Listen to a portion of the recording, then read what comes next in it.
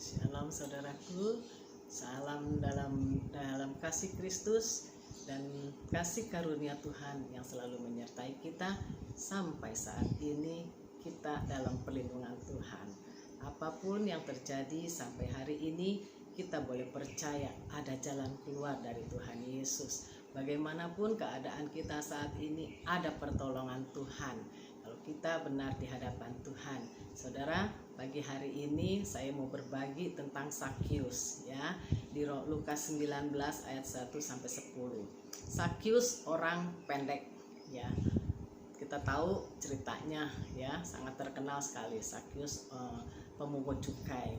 Nah, Sakyus ini ditolak, dia minder saudara, sampai dia ngegedein badannya geker, gede tapi keker ya.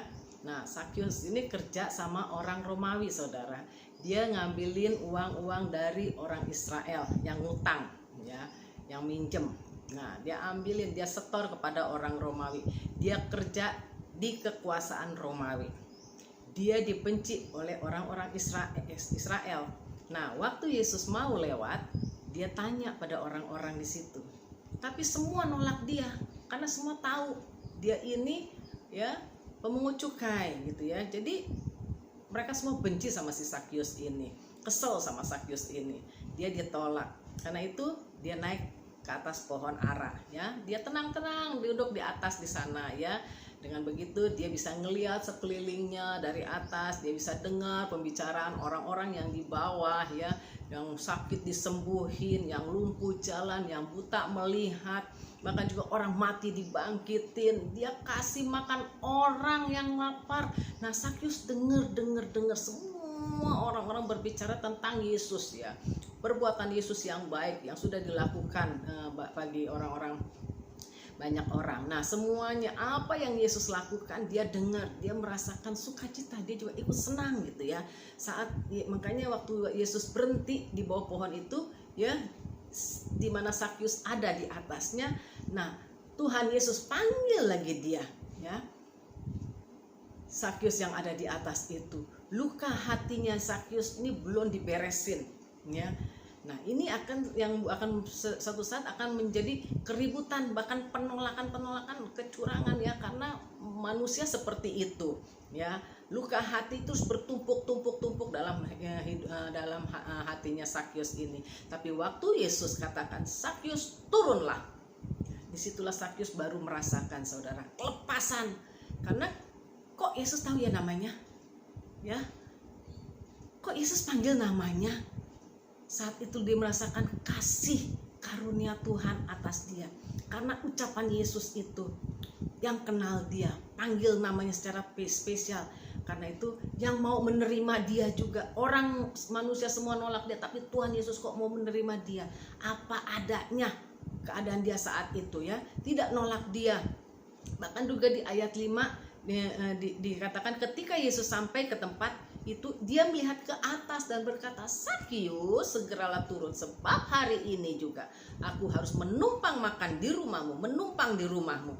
Waktu Yesus memandang ke atas seperti itu, nah semua orang juga melihat ke atas ya. Semua orang nggak tahu bahwa di atas tuh ada orang gitu ya, ada si Sakyus ya, orang yang ditolak, orang yang tertolak gitu loh, orang yang nggak disukai sama orang-orang banyak. Tapi Yesus tidak menolak dia ya. Yesus sanggup sembuhkan luka hatinya ya. Karena luka hatinya itu sembuh ya, maka dia ambil tindakan. Dia takut Yesus terpengaruh nih sama orang-orang banyak nih, karena perkataan orang banyak itu kan. Itu kan dia tukang pemungut cukai, dia kan tukang ambilin duit kita. Wah, banyak sekali kata-katanya. Nah, dia takut nih. Karena itu Sakyus langsung dia sogok Tuhan, radikalnya dia yakin ya, cuma Yesus yang mau terima dia. Dia nggak mau kehilangan Yesus, biar hilang semuanya, dia rela hilang semuanya, tapi dia nggak mau kehilangan Yesus. Dia nggak mau cari orang-orang ya, dia nggak mau ya supaya orang-orang terima dia, tapi dia hanya mau Yesus sayang sama dia ya. Ini yang membuat dia langsung berkata ya, Sakyus bilang, Tetapi Sakyus berdiri dan berkata kepada Tuhan, setengah dari milikku akan kuberikan kepada orang miskin, dan sekiranya ada sesuatu yang kuperas dari seseorang akan kukembalikan 4 kali lipat, saudara-saudara. Ya, Sakyus berusaha bukan untuk sogok Yesus, tapi dia ambil perhatian pada orang-orang banyak yang di sekeliling yang matanya tertuju kepada dia. Ya, kenapa? Sakyus takut.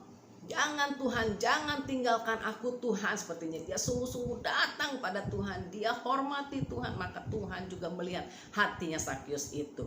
Ya, makanya Sakyus berkata, ya Tuhan, hari ini terjadi, Yesus berkata, hari ini telah terjadi keselamatan kepada Tuhan, telah keselamatan pada rumah ini, karena orang ini pun anak Abraham, keselamatan untuk sekeluarga Sakyus, istri dan anak-anaknya diselamatkan. Kalau Tuhan ada di dalam hati kita, saudara-saudaraku, dia juga yang sembuhkan luka hati kita.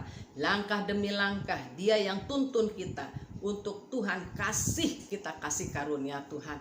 Karena itu saudara jangan takut ya. Orang lain boleh ngejas kita yang bukan-bukan, tetapi kalau kita benar-benar mau kembali kepada Tuhan, bertobat, tinggalkan hidup lama kita ya, yang mungkin banyak mengecewakan orang, merugikan orang, tapi kalau kita mau datang pada Tuhan, cerahin hidup kita ke dalam tangan Tuhan, maka lihat kuasa Tuhan dinyatakan. Ada damai sejahtera di dalam hati kita, ada pertolongan Tuhan ya. Tuhan sendiri akan memberkati kita.